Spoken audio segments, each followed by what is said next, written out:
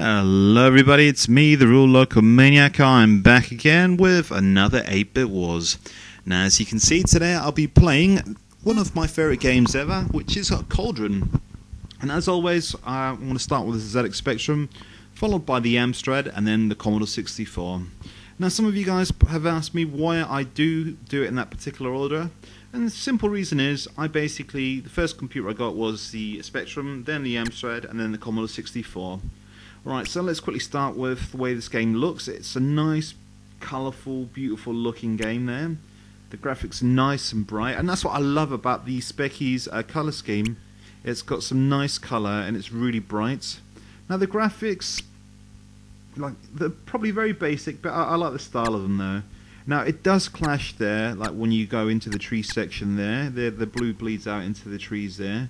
But you know, that was to be expected in the Spectrum games. I don't think it takes too much away from it. Alright, so I think the story goes something like this. This witch here has got to try and find like some sort of golden broom or do something or another like that. I never paid too much attention to the storyline of this game. But I mean, as you can see, it's just top left of the screen there is my magic. Every time I get hit, like you see there, I lose some magic. On the far right hand side, I've got my witch's brooms. Those are my lives. I just died. One disappears. Now the thing with the magic is you can shoot stuff. You know, you can use magic. That takes a little bit of magic away from you. Alright, so basically you've got to use it wisely. So I'd say the best way to play this, if you can, avoid them. If you can't, shoot them.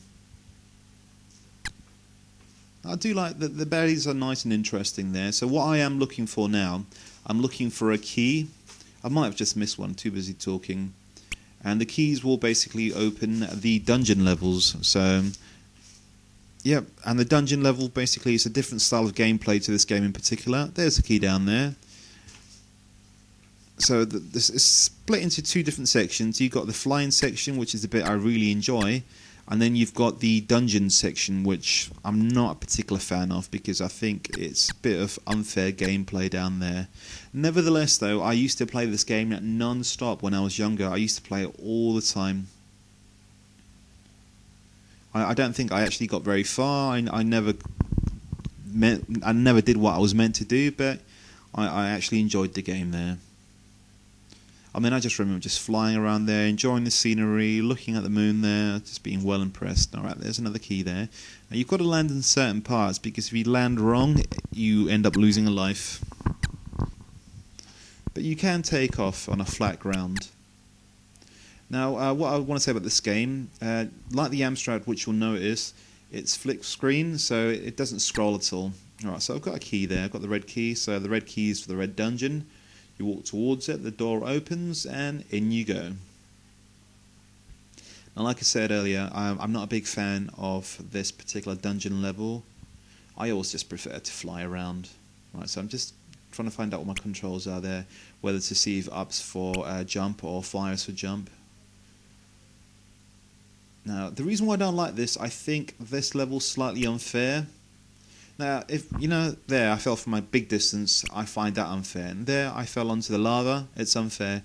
But certain jumps like that I should have made, I shouldn't have lost a life. I think it's just a little bit cheap really to use that, which makes the game really unfair. Alright guys, so that was the Spectrum version. Let's move on to the good old Amstrad. Wow, look at that. Loading screen there, that just looks amazing. I love the use of colour on that. Now, this is the Amstrad version. I'm going to be quiet for a little bit while you guys listen to the music.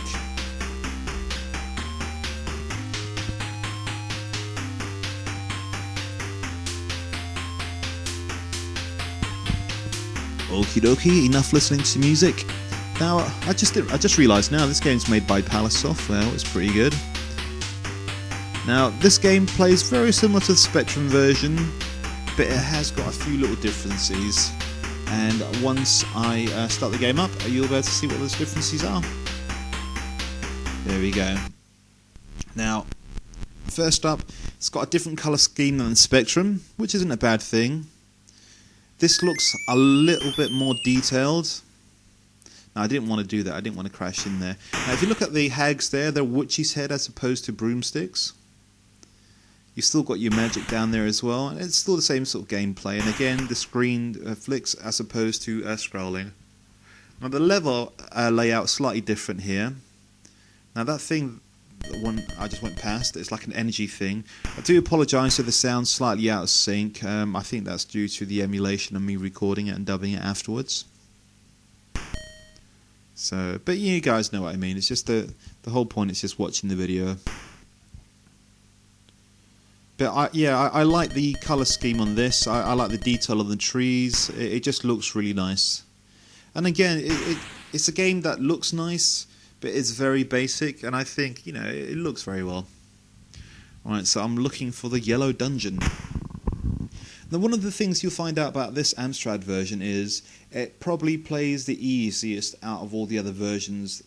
It's easier to avoid the baddies. I don't know whether that's because there's less on screen. I'm not too sure whether it's just the AI or the baddies. But they don't tend to swarm all over you like they do in the other versions, you know. There we go. I can't tell if that's the right room. Oh yeah, it is. It's opened up.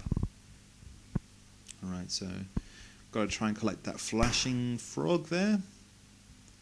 Now again, like I was saying with the Specky version, this dungeon thing is not much fun, for the fact is you're bound to lose energy all the time. It's impossible to avoid certain things like that back there. What I want to know is, guys, did any of you lot manage to finish this game or get really far into it? Because I never knew what I was actually collecting in this thing, and how do you get back out of the dungeon once you've collected everything you're meant to? I'm not too sure on that, so maybe one of you guys can clear that up for me. Yeah, I think it doesn't help that the fact you can't see ahead of you sometimes. You know, it would have helped if the game did scroll, which is a shame this one doesn't. I do like the sound effects. I do apologise if the sound effects are out of sync. But I'm not going to be too fussed about that, I guess. Right, I might as well just drop down there. Now that, okay, I think I deserve to die there because there was something in its way. But like I was saying before, certain deaths shouldn't happen. That was a decent jump there. Alright guys, now that was the end of the Amstrad version. Let's check out the Commodore 64 version. We've got a nice little animation there, the witch flying onto the words of Cauldron. She's walking back and forth. She's probably going to get on a broomstick again.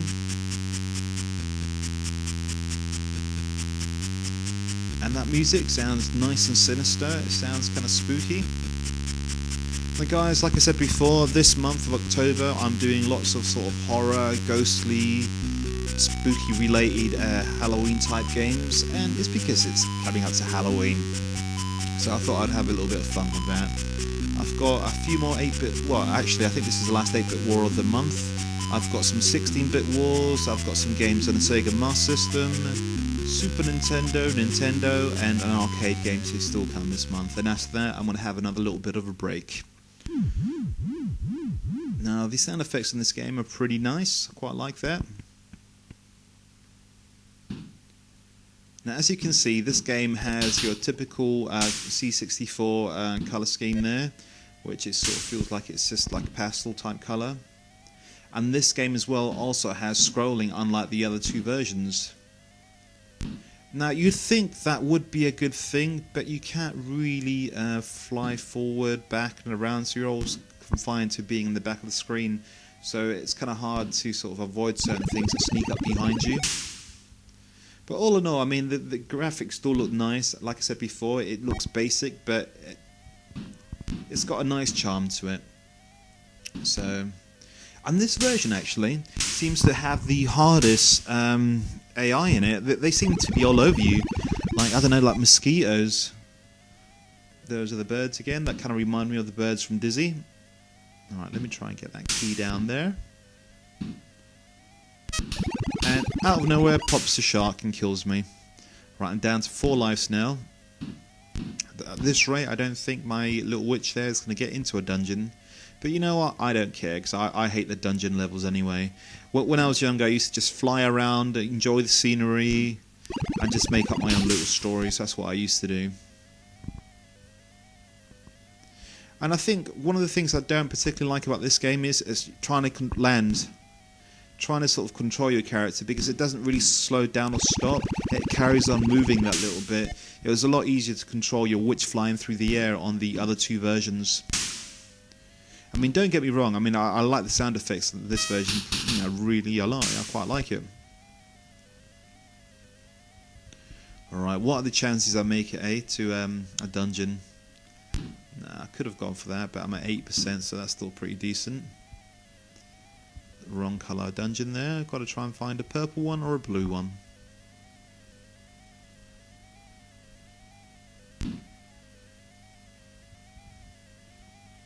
Look at that, 46%.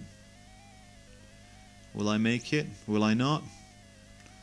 Soon find out. Chances are probably not. Alright guys, I think it's time to make up my mind.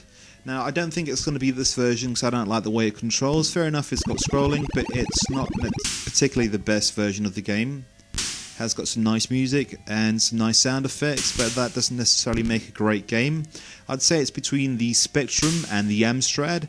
Now, the Spectrum has got some nice bright colours, and the Amstrad has got that, you know, nice sort of music at the beginning.